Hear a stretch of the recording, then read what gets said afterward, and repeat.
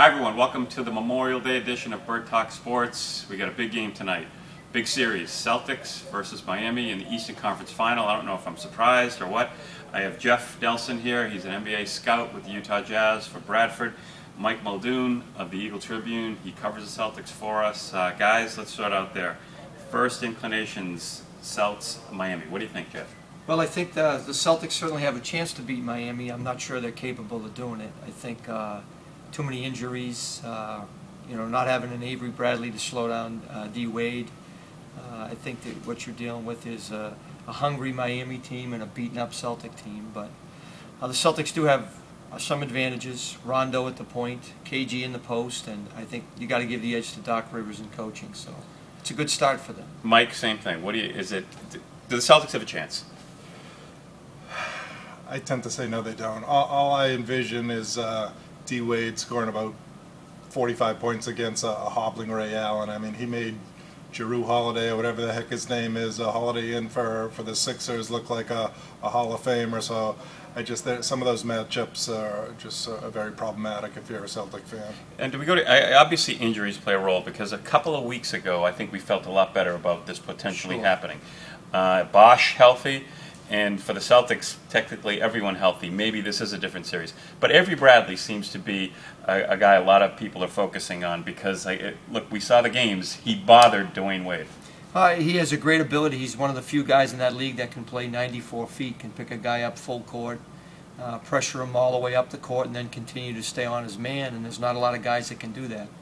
The Celtics got to make a tough decision. Who's going to guard D. Wade? Do they go to, guys off the bench like Marquise Daniels that hasn't played, or do they, I think their best choice would be play some zone. I think if you play some zone and not let them get into pick and roll situations, I think the Celtics have a chance. Mike, let's look at Rajon Rondo, because I think if he's maybe the wild card among wild cards for the Celtics, Miami has had a hard time guarding him, figuring out the Rondo factor. What do you see Rondo trying to do against Miami? Just dominate. He does it all except for shooting. He did that the other day. I think that was a little bit of a luck on that end, Game 7. But if he gets his 15 assists, if he gets his 12 rebounds, if he gets his 17 points, just sort of wreak havoc would be the best thing. Chalmers, I think, is a little underrated. You think of him as a stiff. If he can play average ball, then maybe the Celtics don't totally dominate the position. If he can't, then if Rondo can run wild, maybe he can make it interesting. But I just wonder, that 1-2 punch of the Heat is just incredible. You mentioned the 1-2 punch, so it's LeBron James. We haven't really talked about LeBron James here in 2 quick minutes, but LeBron James talked about, it seems like he's always got to go through the Celtics, or this Cleveland, or now Miami. The one thing the Celtics have done to bother him, not beat him, is double him when he gets the ball and don't let him drive, so lay off him. I mean, he's still the MVP of the league. I mean, he's still, I think, the best player in the league. The Celtics have taken this philosophy of make him beat him from the outside. As soon as he catches the ball, give him some space, give him some help, force him to the baseline where there is some help, and hope that they can beat him that way. And, I think LeBron is focused, determined. He's talked about 7 championships or whatever. He's got to get his first one.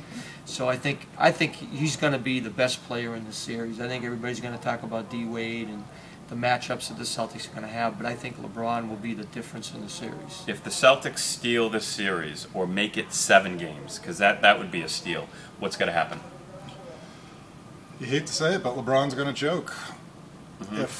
I just don't think they're good enough to put any top athlete can possibly choke, and obviously he's got a freakish level of choke in him given his numerous gifts, but I just don't think they're quite good enough to put the pressure on. I think we see him choke in the finals against San Antonio or OK City, probably against San Antonio. If the Celtics win, what has to happen?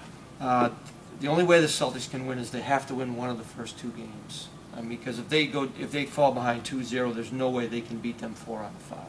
So the Celtics have to win tonight or win the next one, or they really don't have a chance. There's no way they can win 4 or 5 from that team. My cheap 2 cents here is I think what the Celtics have to do is they have to get Ray Allen a little more involved. The half-court game, in my mind, he can't play anymore. He just can't get open other than 3 picks and a brick wall.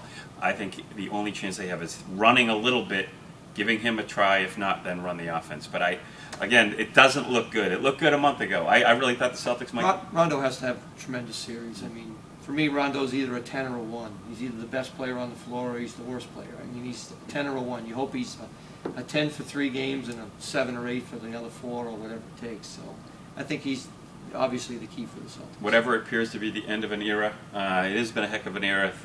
The fifth year of a 3-year plan has been the way it's been said here. But it should be fun. I'm going to go Miami in 6, I'm hoping. All right, thanks everyone. Happy Memorial Day, and we'll be back later this week.